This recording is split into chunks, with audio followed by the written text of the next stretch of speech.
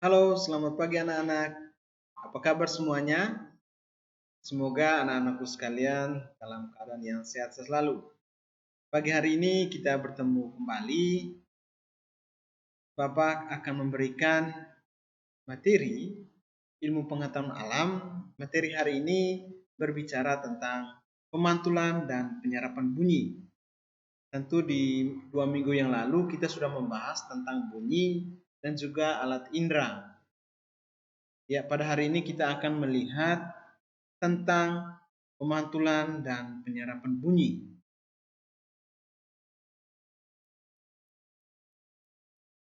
Ya, di sini Bapak menyiapkan dua buah gambar. Yang pertama gambar tentang air hujan dan juga spon.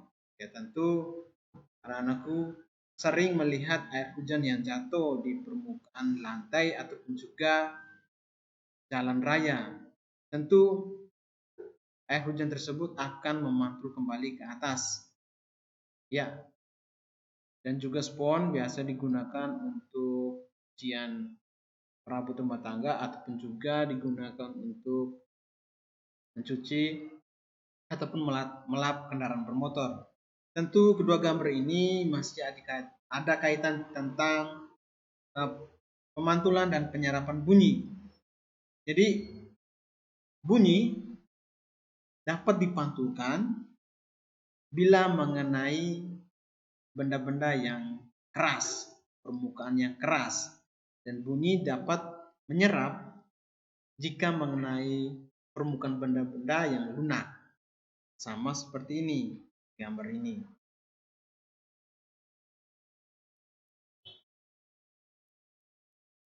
Kita lihat pemantulan bunyi.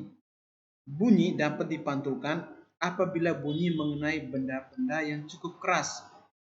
Ya, jika mengenai permukaan yang keras, bunyi tersebut dapat dipantulkan. Sama seperti kita menendang bola di dinding. Tentu bola tersebut akan dipantulkan lagi. Ataupun juga kita sedang memantulkan bola atau mendribble bola basket. Tentu bola basket tersebut akan memantul kembali ke atas. Sehingga bunyi dapat dipantulkan jika mengenai benda-benda yang permukaannya keras. Seperti dinding, kayu, kaca, besi, ataupun juga lainnya. Yang berikut penyerapan bunyi. Ya, bunyi dapat diserap apabila mengenai benda-benda yang permukaannya lunak. Bunyi tersebut dapat diserap jika mengenai permukaan benda yang lunak, seperti spon tadi. Ya, benda yang demikian disebut peredam bunyi. Ya, benda-benda yang lunak itu disebut juga peredam bunyi. Misalnya karpet, kuning, kertas, kain, busa, dan juga wol. Benda-benda tersebut dapat digunakan untuk mencegah terjadinya gaung peredam. Jadi benda-benda tersebut juga digunakan untuk mencegah terjadinya gaung peredam. Gaung ini biasanya terjadi pada ruangan ataupun juga di bioskop.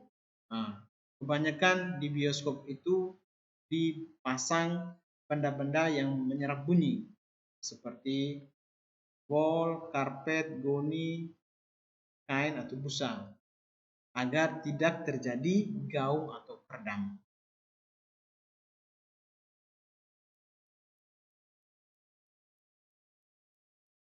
Ya, kita lihat macam-macam bunyi pantul. Ya, bunyi pantul itu ada dua. Yang pertama, gaung atau kerdam. Gaung atau kerdam terjadi karena bunyi dipantulkan oleh dinding yang jaraknya tidak jauh dari sumber bunyi. Ya, contohnya gedung yang pendek, yang atapnya atau loteng yang pendek, tentu akan terjadi gaung. Ya, atau juga gaung merupakan bunyi pantul terdengar bersamaan dengan bunyi asli. Gaung itu terjadi ataupun terdengar bersamaan dengan bunyi asli. Mari kita lihat contoh video. berikut ini.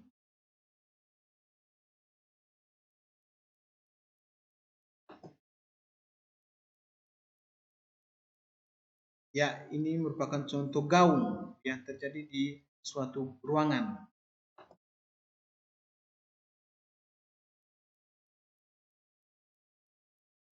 Ya.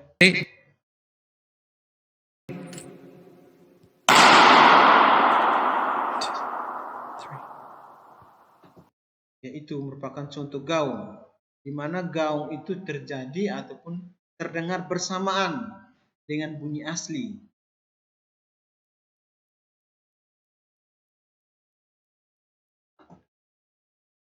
Ya, sekali lagi. Ya. Itu merupakan contoh gaung. Yang berikut, gema.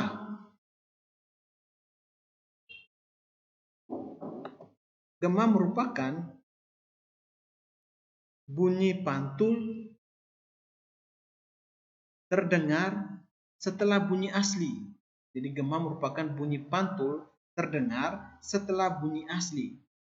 Gema terjadi karena bunyi dipantulkan oleh dinding yang jaraknya jauh dari sumber bunyi.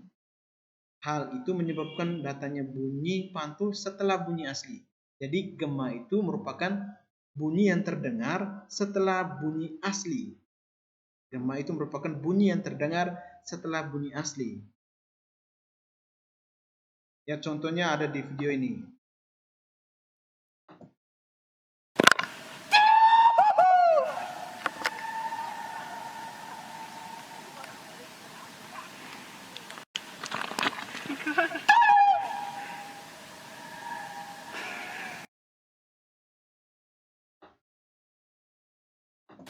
Ya, sekali lagi.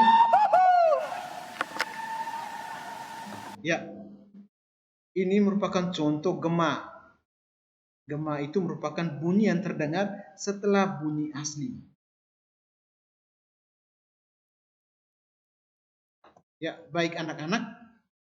Materi kita hari ini cukup sampai di sini. Mudah-mudahan apa yang Bapak berikan pada hari ini dapat dipahami oleh anak-anakku sekalian. Terima kasih, selamat pagi, Tuhan Yesus memberkati.